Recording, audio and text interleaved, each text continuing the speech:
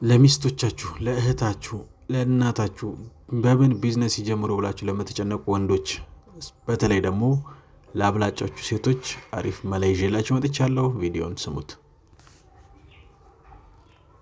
እኛውም ድርጅት በቋሚነት የሴቶችን ህይወት ላይ እኔ ማገዝ እፈልጋለሁ። እውነትም በተለየ መልኩ ሴቶች ወደ ባንክ መጥተው መገልገል አለባቸው።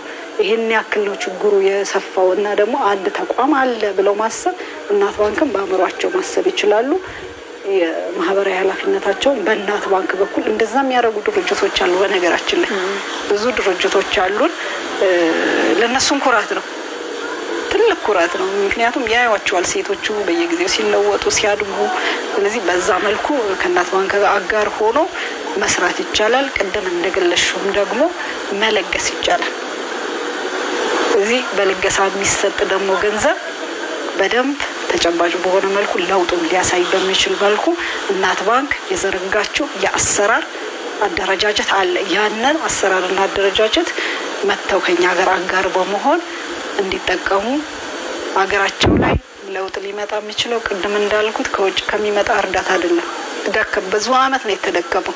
መሆን ያለበት ምንድነው? እያንዳንዱ ድርጅት እያንዳንዱ ግለሰብ ይሄንን በቋሚነት ለውጥ ሊያመጣ በሚችል መልኩ ከሚሰራ እንግዲህ ይሄ የኛ የፈጠራ ሀሳብ ነው ብለን ነው የምናስበው። ምክንያቱም እናት ባንክ ፈጠራን ችግር ቅድም ብዙ ነው ብያለሁ። ችግር በሚገዝምበት ሰዓት በተለመደ አሰራር ምንም አይነት ለውጥ አያመጣም። የተለየ አሰራር ይፈልጋል። ይሄ እናት ባንክ የፈጠረችው ፈጠራ ነው፣ ሌላ ባንክ ላይ አይገኝም። እንግዲህ ወደፊት ደግሞ ብሔራዊ ባንክ በተቀመጠው ቅድም ባልኩሽ አካታችነት ስትራቴጂ ላይ ወደፊት ለሴቶች ለሚሆን የተለየ ገንዘብ ወይም ፈንድ ተቀምጦ ሴቶች ሊገለገሉ ሊበደሩ የሚችሉበት ነው ወደፊት ያስባል። ስለዚህ ይሄንንም ታሳቢ በማድረግ ቀድመን ከጀመርነው ከእናት ባንክ ጋር ሆኖ የማንኛውም ድርጅት የእናት ባንክ አጋር እንዲሆኑ በለውጡም ደስተኞች ይሆናሉ። አብረን ለውጥ እናምጣ። ይሄን አሰራር እንዲቀላቀሉ ከአደራ ጋር ከግብዣ ጋር የሚያኮራቸው ነገር መሆኑን መግለጽ እፈልጋለሁ። እሺ ወይዘሮ ትዕግስት በጣም ደስ የሚል ቆይታ ነበረ።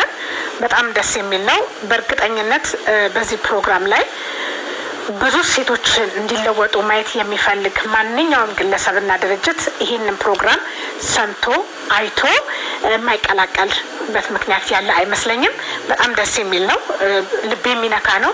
ኢትዮጵያ ደግሞ በጣም ብዙ ልበቀናዎች አሏት። በጣም ብዙ ድርጅቶች ደግሞ በእንደዚህ አይነት እንዳልሽው ቅድም አሁን የሪቮልቪንግ ፈንድ እንዲኖራቸው ይፈልጋሉ፣ ግን አማራጭ አልነበረም። አሁን ደግሞ ልዩ የሆነ አማራጭ እናት ባንክ ይዛ መጥታለች። ስለዚህ የወይዘሮ ትዕግስትን ጥሪ እንደምትከተሉ ሰምታችሁ እናት ባንክን እንደምትቀላቀሉ እምነታችን ነው። መጨረሻ ላይ ግን አንድ ጊዜ እናስታውሳቸው። የቅድም አንቺንም ልጠይቅሽ የምፈልገው 6265 ከእናት ባንክ ምስረታ ጋር የሚያያይዘው ነገር አለ ብለሽ ነበርና እሷን 6265 እናት ባንክ የተቋቋመችው በ2005 ነው በኢትዮጵያ ያቆጣጠር ማለት ነው። በየካቲት ወር በ26 የካቲት ላይ በ2005 ያንን ሊያስታውስ በሚችል መልኩ ነው ቀኑ ያደረገው 6265። ዋው በጣም ደስ ይላል። ስለዚህ ይሄንን ደግሞ አጭር የመለገሻ ቁጥር ኢትዮ ቴሌኮም ለእናት ባንክ በአጋርነት ስለሰጠን አሁን በድጋሚ እናመሰግናለን። እንግዲህ ከወይዘሮ ትዕግስት ጋር የነበረን ቆይታ ይህን ይመስላል። እጅግ አድርጌ አመሰግናለሁ። እሺ